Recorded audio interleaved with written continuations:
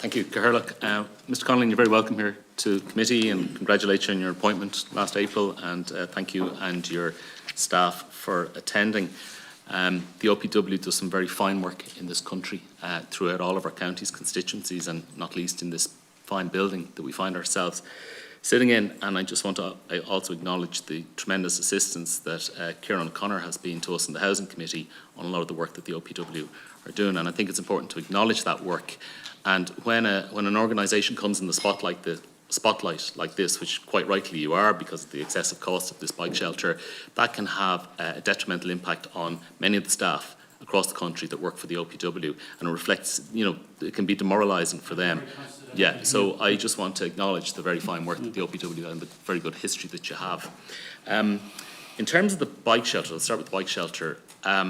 It required planning permission. Yes. So, did you consider alternatives that may be exempt from planning, that might have been to a lesser size or intrusion on the building? It went through a part-time planning process, which has certain aspects to it. I went through all of that process.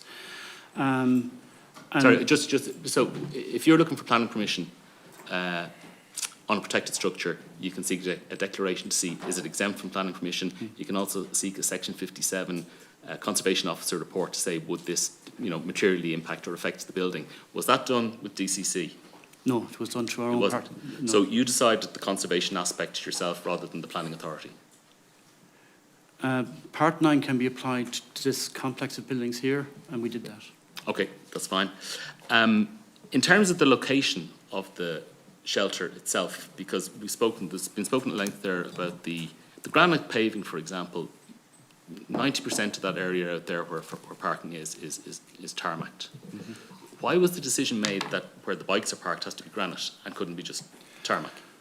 The design of the team that developed the project, Deputy, made that decision having regard to the granite adjacent to it in the National Gallery in that area here, to keep it consistent with that and that vista. Consistent with the building next door? Yeah, which is just adjacent to it. Okay, but then in terms of then the location of the structure itself, because the structure itself, according to the costs, so the bike shelter itself and the manufacture, supply and install comes to 121,000. So it's all the extra works around it that have trebled the price of it. So in terms of locating it quite far from where power was available, why not have gone to the other side of the building where the EV charging points are already and pick up on that power? I'm just looking at the ways that this could have provided a bicycle shelter that would serve its purpose without incurring all these extra costs. Did you look at the location to say where is closest for ducting, drainage, power supply?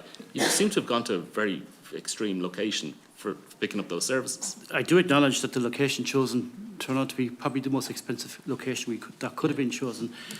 The location followed a lot of discussion with the House of Directors Commission. As I indicated in my review, there was other locations that could have been chosen that would have been far cheaper, particularly in the West Road area and areas like that. The decision to locate it in that was made between the House of Directors Commission and OPW after a lot of engagement on where it should be put. So and some options were ruled out, and that's where they ended up. So the people who were making that decision, were they aware that this project was going to incur all these extra costs, being quite far from power, the difficulties of trying to connect to drainage over there, the granite paving? Had you gone to where the EV charging points are, you wouldn't have had to try and marry it up with the building next door paving. Like all of these things, I think somebody who was actually spending this own money out of their own pocket or were more responsible for money would have said, let's look at the area where we can cut down on all these excessive costs. Like, would you accept that?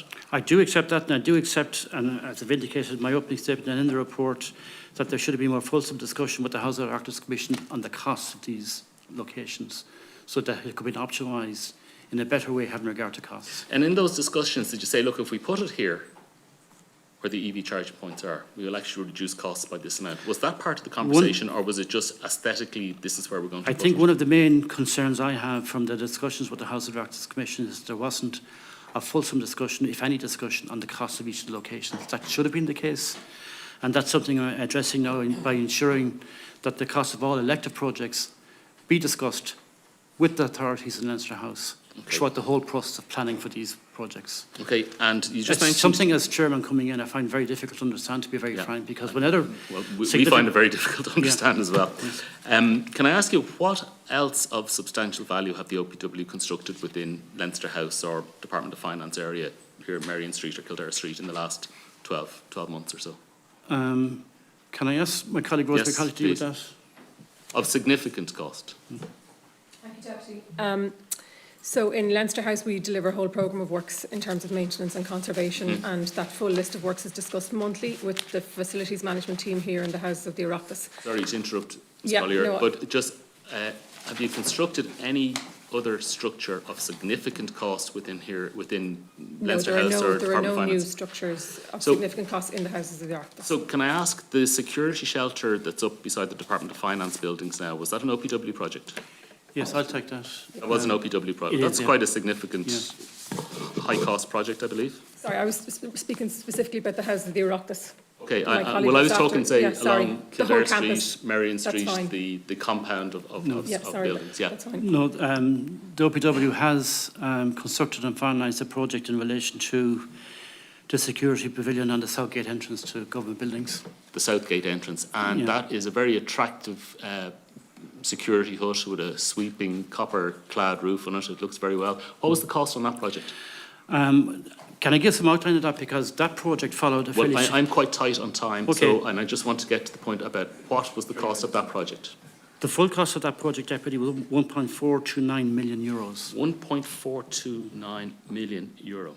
Okay. But I want to emphasise that that followed an extensive review of security in this campus by the Garda Síochána Technical Advisory Group. And whilst it looks like and is a fairly significant costs, there are very significant mechanical, electrical and security system costs in that. There was also a significant cost to provide a temporary structure while that building was taking place. There was significant underground works, there was significant ventilation, data, communications, CCTV, ramping into a control centre, a significant substructure, significant rerouting of underground services. So there is a huge security element to this project, which costs... security element, but there's a huge price tag on it as well. There is. Was that open to the two contractors that you mentioned? Were the only No, that was open to an open tender because it was exceeded the MTMC. That was competitively tendered. Okay, and who was the contractor that The contractor that I think was McKeown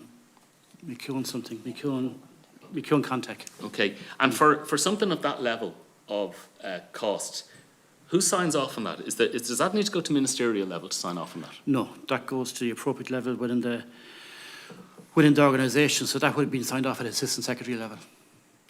Assistant secretary within the Department of Finance. Yeah. Within the OPW. Within the OPW. Yeah. So we've the bicycle shelter for whatever, €336,000 and a security hut for 1 point. And I take your point, Two Mr. different Conlon, and projects. I'm not trying to. They're two completely different projects. I know they're two completely different projects, but does that seem like an excessive price for what is secure? And I accept there's a security element to it and the controls that go on there. It's a beautiful structure. Is it excessive for what the function that it performs? I don't believe it is, given the significant security dimensions to it and the security elements of it, which were very costly.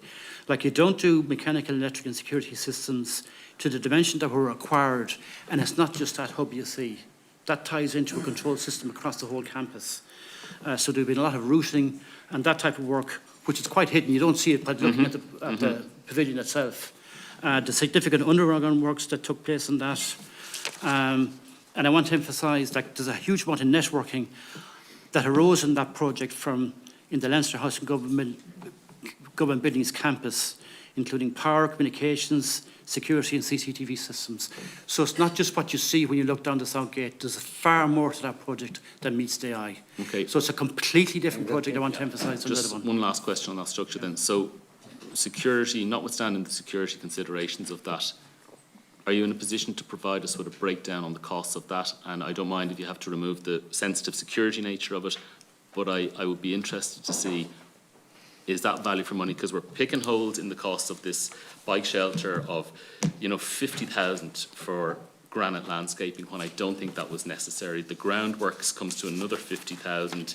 The day works, as Deputy Tobin has referred to, I think we could have done that bike shelter without that excessive work for a relatively high cost, but we wouldn't have come up with that astronomical figure that was there. And I just want to see, is that reflected in the security? I wouldn't agree. Deputy Conlon. Okay, thank you, Mr. Conlon.